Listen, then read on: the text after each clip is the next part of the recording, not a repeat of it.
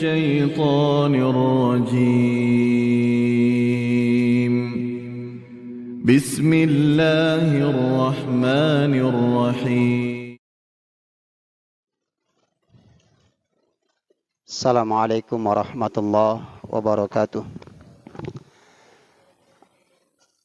Alhamdulillahillazi arsala rasulahu bil huda wa dinil haq liyuzhiru ala dini kullih wa kafa billahi shahida.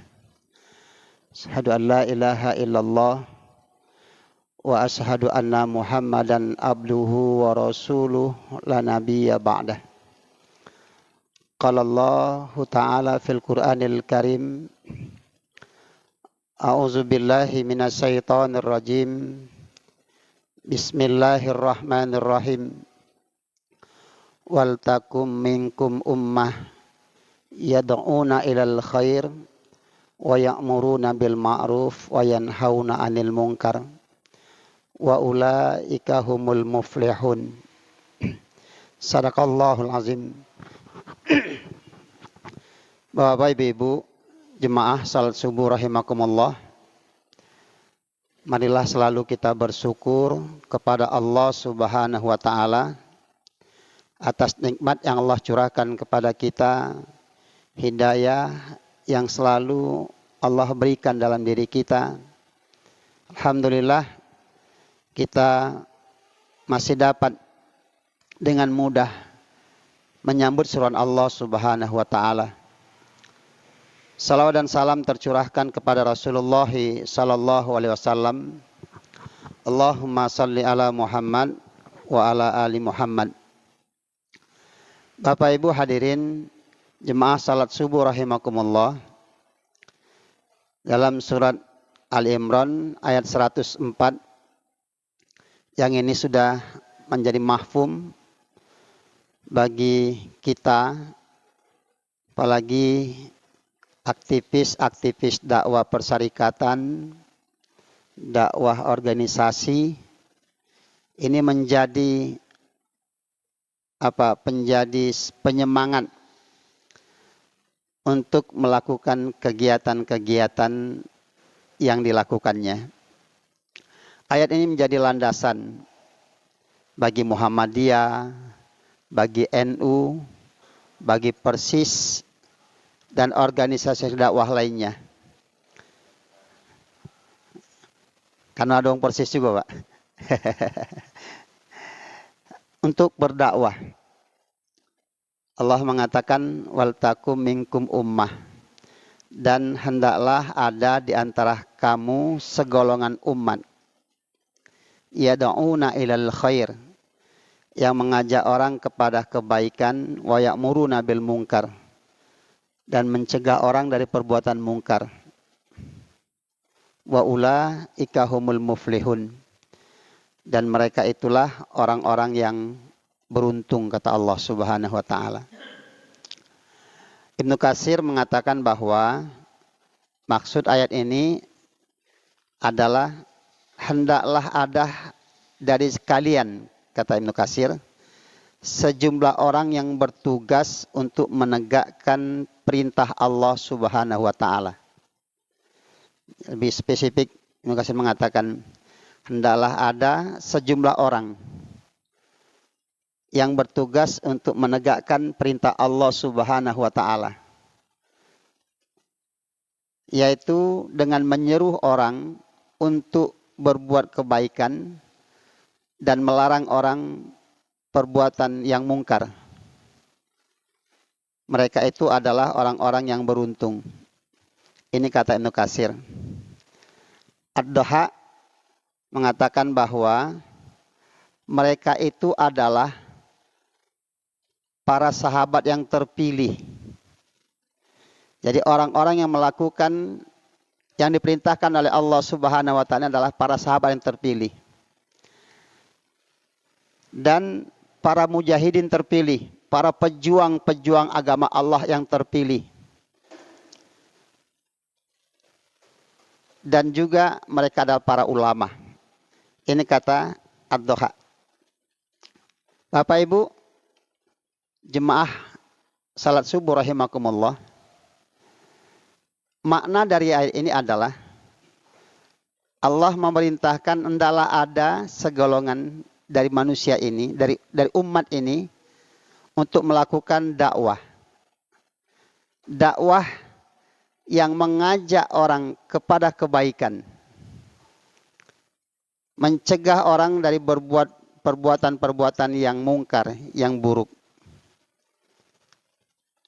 Dan Allah menegaskan apabila ada orang yang melakukan ini, apakah itu perorangan, apakah itu per kelompok, maka mereka itulah orang-orang yang beruntung, kata Allah Subhanahu wa taala. Subhanallah. Kenapa beruntung? Karena dakwah itu adalah proyek besar dari Allah Subhanahu wa taala. Kalau ada proyek besar, Bapak Ibu rahimakumullah, berebut wong nak ngambilnya itu kadangan. Kalau di pemerintahan itu kalau proyek besar, yang dipeci wong itu proyek besar itulah. Karena apa? Besar keuntungannya. Makin besar proyek itu, makin besar keuntungan yang didapatnya. Maka dakwah itu adalah proyek besar dari Allah Subhanahu wa taala untuk umatnya, untuk kaumnya, untuk manusia ini. Kenapa? Dakwah itu akan memberikan keuntungan yang besar bagi orang-orang yang melakukan dakwah itu. Karena dari dakwahnya itu, Rasulullah SAW mengatakan bahwa apabila ada orang yang dengan dakwahnya itu orang mendapatkan kebaikan, lalu dia melakukan kebaikan dengan dakwahnya itu, mendapatkan hidayah Allah Subhanahu wa taala, maka itu lebih baik daripada unta merah. Sebagaimana mendapat unta merah, kata Rasulullah SAW. Masya Allah. Jadi unta merah itu untuk masa-masa dahulunya adalah prestise. Kalau sekarang ini kendaraan yang paling bagus lah. Yang paling bagus. Lalu orang melakukan itu. Dengan usahanya itu, dengan dakwahnya itu, orang mendapatkan hidayah Allah Subhanahu wa taala. Dia mendapat hidayah Allah Subhanahu wa taala, melakukan amal-amal kebaikan dalam hidupnya. Maka dari setiap amalnya itu Rasul mengatakan orang itu akan mendapatkan bahagian pahala yang sama dari orang yang melakukan kebaikan itu. Subhanallah. Keuntungan yang berlipat-lipat. Walaupun yang berdakwah itu sudah tidak ada lagi di kehidupan ini. Tetapi dia akan mendapatkan terus bahagian pahala yang dilakukan oleh orang yang melakukan kebaikan itu. Subhanallah. Besar untungnya, Pak. Besar untungnya. Bukan untung yang ketika melakukan dakwah mendapatkan sesuatu, tidak itu saja. Tetapi keuntungan yang didapatkannya adalah keuntungan ketika seseorang melakukan kebaikan-kebaikan, melakukan amal-amal yang di mata Allah itu adalah amal yang terbaik, maka dia akan mendapatkan bahagian pahala yang sama dari orang yang melakukan itu. Besar, Pak. Cuma terkadang kan ada orang yang enggan. Ada orang yang masih berat untuk melakukan dakwah itu. Karena apa? Karena ukurannya adalah ukuran dunia semata. Berapa yang aku dapatkan dari dakwah itu? Kalau ngitung dari dakwah itu didapatkan, maka tidak akan sampai dakwah ini dalam kehidupan kita. Kalau hitungannya dunia, aku dakwah dapat apa? Tapi orang-orang dahulu yang dakwahnya adalah ia akan mendapatkan apa yang Allah dan Rasulnya janjikan untuk mereka. Kehidupan yang baik. Dalam bahasa Muhammadiyah adalah masyarakat yang utama. Masya Allah. Ya Pak Haji. Masyarakat utama kan gitu. Masyarakat utama itu tidak bisa didapat begitu saja, datang begitu saja tanpa usaha yang dilakukan oleh Muhammadiyah itu. Apa? Dakwah. Dakwah bukan hanya sekedar dengan bagaimana dengan amal-amal usaha. Dan itu bahagian. Ya kan? Bahagian. Kalau amal usaha ada sekolah, ada rumah sakit, ada panti asuhan, itu adalah bagian dari dakwah. Tapi dakwah itu bagaimana, apa maknanya? Da'watun nas ilallah. Dakwah yang disampaikan kepada manusia dan mengajak manusia itu taat kepada Allah Subhanahu wa taala. Dakwah itu mengajak orang kepada Allah Subhanahu wa taala. Bukan kepada organisasi, bukan kepada partai, bukan agar orang itu tunduk dan patuh dan mengagungkan dan memuliakan kita. Tidak itu. Sebab ada dakwah hanya sebatas bagaimana agar orang masuk ke dalam organisasi kita. Tapi setelah masuk organisasi kita mau diapakan? Ada orang berdakwah bagaimana agar orang memuliakan mereka. Sehingga disampaikanlah berita-berita, cerita-cerita, karangan-karangan. Dengan karomah-karomah dan segala macamnya. InsyaAllah. Berapa minggu terakhir ini agak sedikit geger juga. Ketika ada yang mempersoalkan tentang nasab. Tentang nasab tuh Pak Haji. Ada salah satu golongan itu yang memuliakan nasab dan menyatakan bahwa nasabnya bergantung dengan Rasulullah Sallallahu Alaihi Wasallam. Maka dakwah-dakwahnya bagaimana menyampaikan, mendogma orang, mendoktrin orang agar orang memuliakan mereka. Dan ketika disampaikan hasil investigasi, hasil ilmiah mengatakan mereka terputus dan tidak sampai dengan Rasulullah, mereka melakukan reaksi. Sampai mengatakan tes DNA saja. Tidak juga galak nih. Kenapa? Karena dakwah mengajak orang agar orang memuliakan mereka. Dan ketika yang apa ditujunya itu tidak tercapai, maka ada reaksi bagi mereka. Nauzubillah summa nauzubillah. Ketika dakwah kita mengajak orang kepada organisasi, maka masuklah orang kepada Muhammadiyah. Setelah di Muhammadiyah, lalu membesarkan nama Muhammadiyah. Apabila sesuatu itu dalam organisasi itu melakukan kesalahan, karena ujungnya adalah mengajak pada organisasi, ketika organisasi atau individu organisasi melakukan kesalahan, mereka diam. Dan berapa banyak? Bahkan kesalahan itu dilakukan dengan pembelaan-pembelaan dari orang-orang yang lain dalam organisasi itu. Dan ini sering kita temukan. Tapi kalau dakwatun nas ilallah, dakwah disampaikan kepada manusia agar mereka taat kepada Allah. Apabila di dalam sebuah organisasi itu ada melakukan kesalahan, maka akan tetap dilakukan pembinaan dan teguran-teguran. Bukan pembelaan. Kan begitu, Pak. Apabila dakwah orang mengajak orang kepada partai tertentu, apabila partai melakukan kesalahan, individu partai melakukan kesalahan, yang terjadi kan pembelaan. Dibelah dia dengan berbagai argumentasi dan alasan. Tapi kalau dakwanya kepada Allah, partai ada sebagai sarana saja. Maka ketika ada kesalahan, maka pelurusan kesalahan itu harus dilakukan. Kan begitu. Bapak Ibu hadirin rahimakumullah, da'watun nas ilallah. Lalu bagaimana dalam surat An-Nahl ayat 125? Ud'u ila sabilik bil hikmah wal mau'izatil hasanah wajadilhum billati iya ahsan. Dakwah itu dilakukan dengan hikmah, dengan ilmu, dengan kebijaksanaan, wal mau'izah, dengan nasihat-nasihat. Dengan nasihat-nasihat. Lalu apa? Dengan diskusi yang baik. Wajadilhum billati iya ahsan. Apabila ada perbedaan, apabila ada sesuatu yang berbeda dalam satu hal, maka ada diskusi yang dilakukan.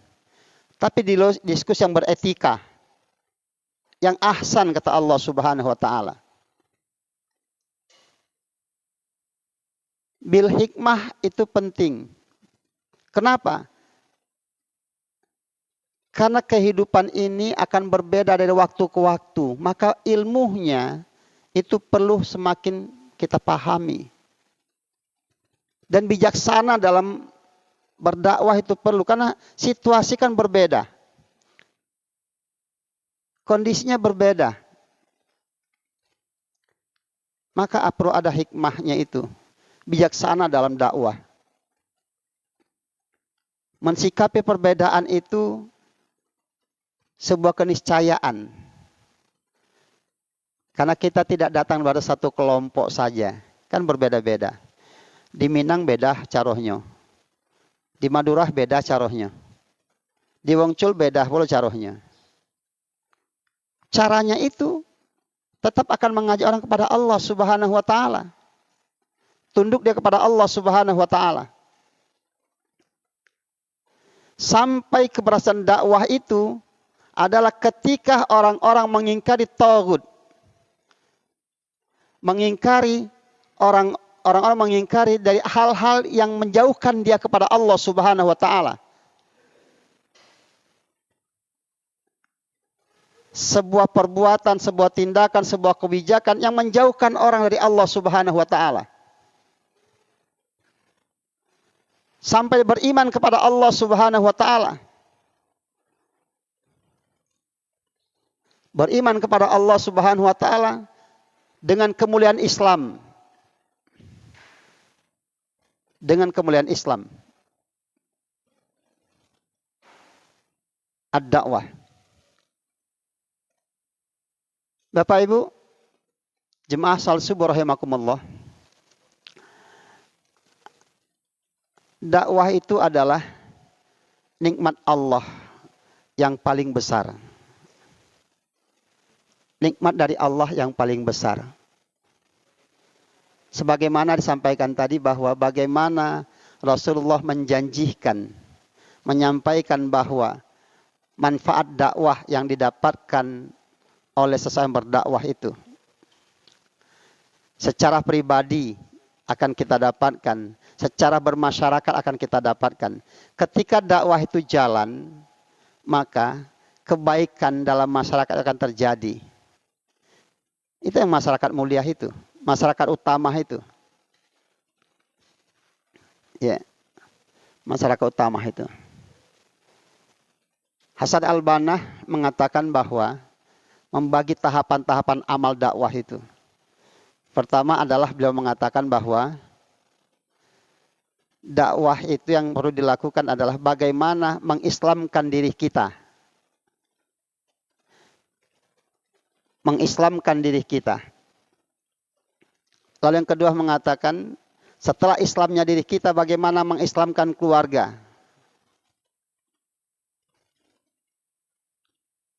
Lalu bagaimana juga mengislamkan bermasyarakat kita. Subhanallah. Kita terkadang ada dakwah, tapi dakwahnya kepada manusia, orang banyak, tapi melupakan bagaimana mendakwahkan keluarga kita. Keluarga kita. Insyaallah. Inilah nikmat yang besar dari Allah Subhanahu wa taala, nikmat dakwah itu. Karena dari apa yang dilakukan bagi orang mendakwahkan itu, dia akan begitu banyak mendapatkan nikmat-nikmat dari Allah Subhanahu wa taala. Lalu kemudian dakwah itu adalah amal yang terbaik kata Allah Subhanahu wa taala. Wa man ahsanu qawlan mimman da'a ila Allah wa amila sholihan wa qala innani minal muslimin. Manoh lagi yang baik dari ini kata Allah Subhanahu wa taala. Dari apa? Dari orang-orang yang mengajak orang kepada Allah Subhanahu wa taala. Dari perkataan-perkataan lisan-lisan yang mengajak orang kepada Allah Subhanahu wa taala.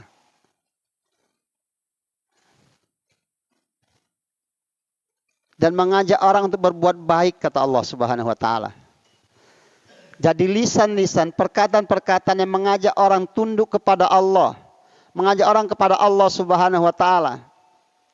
Lalu kemudian mengajak orang untuk berbuat baik kata Allah.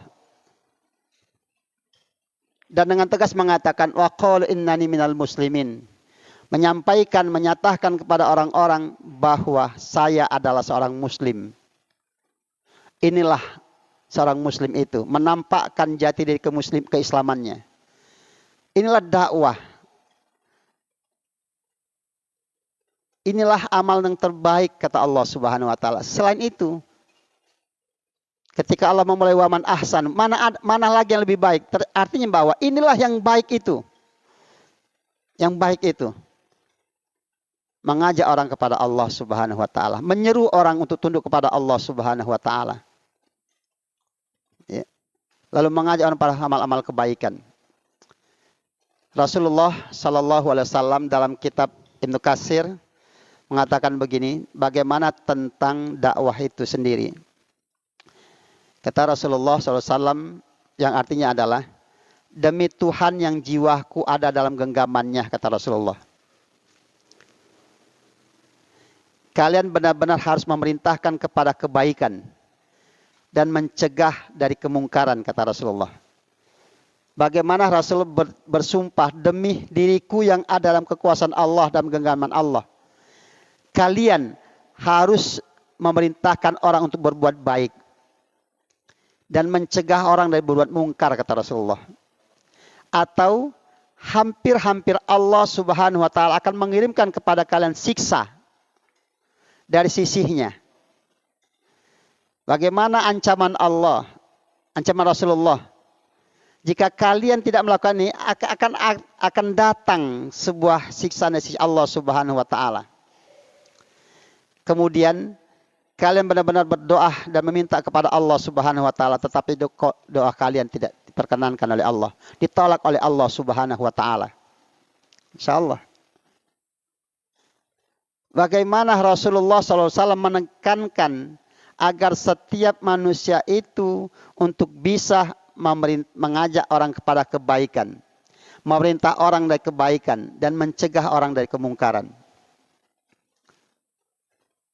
Dan kita hampir-hampir saja, kata Rasulullah, datang siksaan dari sisi Allah Subhanahu wa taala, iqab dari sisi Allah Subhanahu wa taala.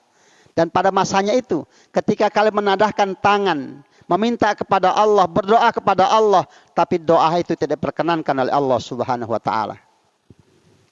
Insyaallah. Bagaimana pentingnya dakwah itu? Makanya Rasul mengatakan dakwah itu kan tahapan lainnya adalah pertama dengan tangan. Maknanya ada dengan kekuasaan. Dengan kekuasaan dakwah itu bisa lebih efektif. Gitu. Jika tidak mampu, maka dengan lisan. Dan jika tidak mampu, maka dengan diam. Dan itulah selemah-lamanya iman, kata Rasulullah. Bahkan dia sampai dilanjutkan adalah, setelah itu tidak ada lagi yang lebih lemah imannya, kata Rasulullah. Ketika melihat kemungkaran, tidak mampu mencegahnya dengan kekuatan, dengan tangan, dengan kekuasaan. Lalu tidak juga bisa mampu melakukannya dengan lisan-lisan. Tidak mampu untuk menyampaikan hal-hal kebenaran dalam kehidupan ini. Lalu kemudian terlibat juga dalam itu. Tidak mampu untuk nasihati. Lalu ikut juga dalam keburukan itu. Tidak diam. Ya. Tidak mampu dengan itu, kan diam saja, kata Rasulullah. Itulah selemah-lemahnya iman.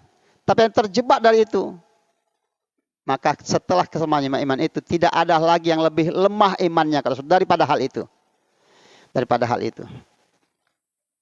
Insyaallah. Tapi kan kita terkadang, ada sebagian kita menafikan bagaimana pentingnya kekuasaan.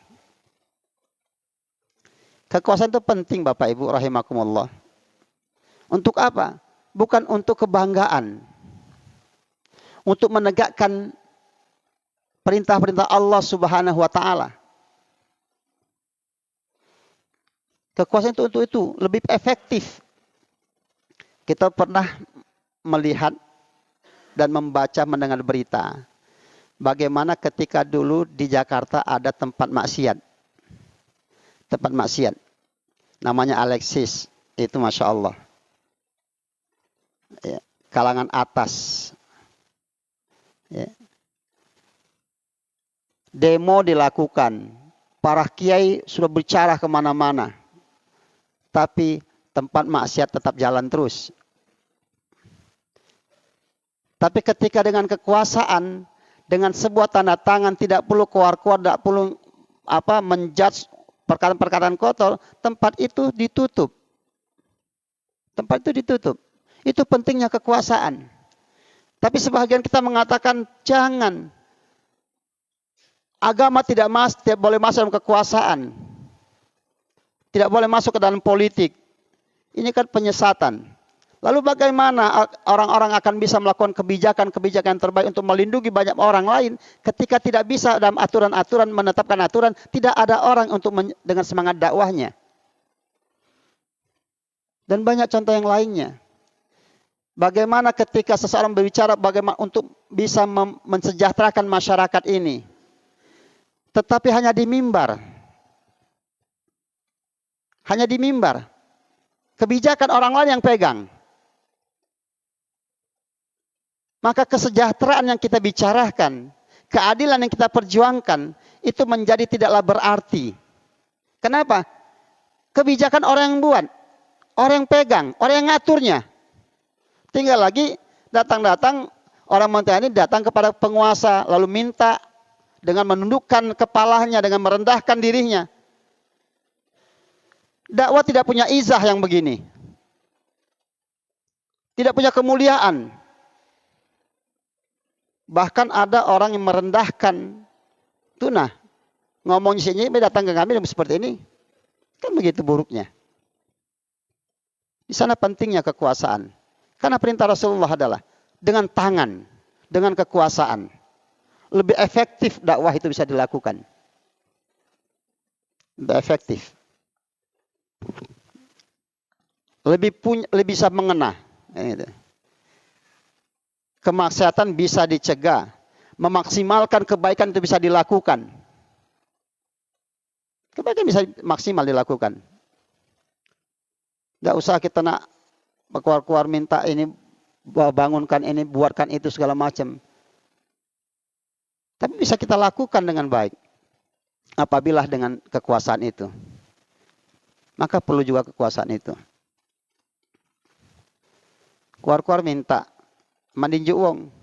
Karena kita berharap.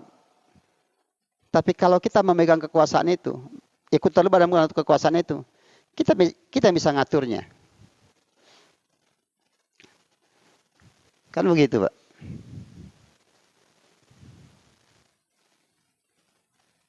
Bapak Ibu rahimakumullah. Inilah dakwah itu. Lalu dakwah itu juga adalah menegakkan tugas para Rasul Allah Subhanahu wa taala. Qul in kuntum tuhibbunallah fattabi'uni. Apabila kalian mencintai Allah, ikutilah aku, kata Rasulullah.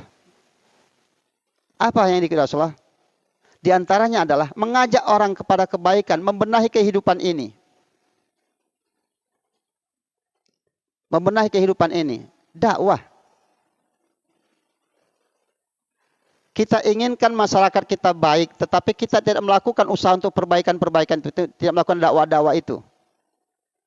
Ya. Bisa dengan lisan kita, bisa dengan usaha kita, dengan kerja-kerja nyata kita. Itulah dakwah. Bil lisan, bil hal, ya kan? Akan lebih bagus apabila ada kedua-duanya. Lisan jalan, perbuatan jalan. Jangan sampai lagi ngomong wae. Tapi tidak baca ngelakukannya. Tapi kalau bisa kita lakukan, jalan dua-dua itu akan lebih bagus. Ya. Bil hal, bil lisan. Karena inilah sunnah Rasulullah SAW. Ya, kalau kawan-kawan dari jemaat tabligh itu, Pak Haji, dakwahnya kan beda lagi kan. Ya. Tapi yang ngajak orang kepada kebaikan, sudah. Ngajak orang dari masjid, dari rumah ke rumah, yuk ke masjid. Ngetok pintu rumah wong, ndak tahu maghrib, ndak tahu isya pokoknya, siang, Dia mampu dan mau melakukan itu. Tidak ngecam-ngecam wong. Tidak. Datang dia ke rumah-rumah. Pak, ayo kita ke masjid. Kita sholat di masjid. Masya Allah. Walaupun ditolak wong, diusir wong. Yang ini, yang kelompok ini gagal, yang akan datang lagi ke situ. Tapi mereka ikhlas, biarlah. Karena dakwah itu begitu kan. Tidak semua dakwah itu diterima oleh orang kadang dengan baik. Ya. Begitu dakwah itu. Tapi hasil dakwah itu kan begitu menyenangkan. Begitu menyenangkan. Tinggal lagi bagaimana menafsirkan tentang cara dakwah itu saja. Ya. Kita baca juga nyalahkan ini salah, itu kita benar, tidak. Masing-masing punya cara. Ya, masing-masing punya cara. Lalu menyampaikan bahwa kita paling benar itu tidak juga bagus. Ya. Tidak juga bagus. Ada orang yang mendapat hidayah dengan cara itu. Dan ada yang berubah dengan bagaimana dengan argumentasinya. Kita melihat Ustaz Adi Hidayat, bagaimana dengan cara dakwah Ustaz Adi Hidayat membuka cakrawala, membuka dengan keilmuannya. Banyak orang akhirnya mendapatkan hidayah dengan caranya itu. Kan begitu, Pak. Itulah dakwah. Bapak Ibu rahimakumullah. Orang yang dalam dakwah itu ada beberapa hal yang didapatkan dalam kehidupan ini. Yang pertama adalah dia mendapatkan ridha Allah Subhanahu wa taala. Dia ridha dengan Allah dan Allah pun ridha dengan mereka. Dia mendapatkan cinta dari Allah Subhanahu wa taala. Dia mencintai Allah dan Allah pun mencintai mereka. Yang didapatkan dari orang-orang yang berdakwah itu. Kemuliaan di sisi Allah Subhanahu wa taala. Bapak Ibu rahimakumullah. Mudah-mudahan kita adalah bahagian-bahagian orang yang selalu mau melakukan apa yang diperintahkan Allah dan Rasul-Nya. Ya. Dakwah apa yang bisa kita lakukan, lakukanlah. Dengan lisan kita, dengan nasihat-nasihat kita, lakukan deh itu. Dengan mengajak orang, dengan mempelopori sebuah kebaikan, itu juga dakwah. Ada yang bisa kita pelopori, menjadi pelopor-pelopor kebaikan dalam kehidupan ini. Lalu orang mencontoh dan mengikuti kita, itu juga dakwah. Jadi pelopor-pelopor kebaikan. Mudah-mudahan kita tergugah kembali, menjadi semangat dalam dakwah itu dengan berbagai keutamaannya itu. Karena dakwah ini adalah proyek Allah. Dan yang ikut dalam proyek itu adalah orang-orang pilihan. Orang terpilih dari Allah Subhanahu wa taala, bukan sembarangan. Bukan sembarangan. Dia mampu menyisihkan waktunya, menyisihkan bahagian dari kehidupannya agar orang-orang mendapatkan hidayah. Agar kehidupan ini menjadi lebih baik. Dan dia juga mendapatkan bagaimana akhirnya yang terbaik untuk dirinya. Subhanallah.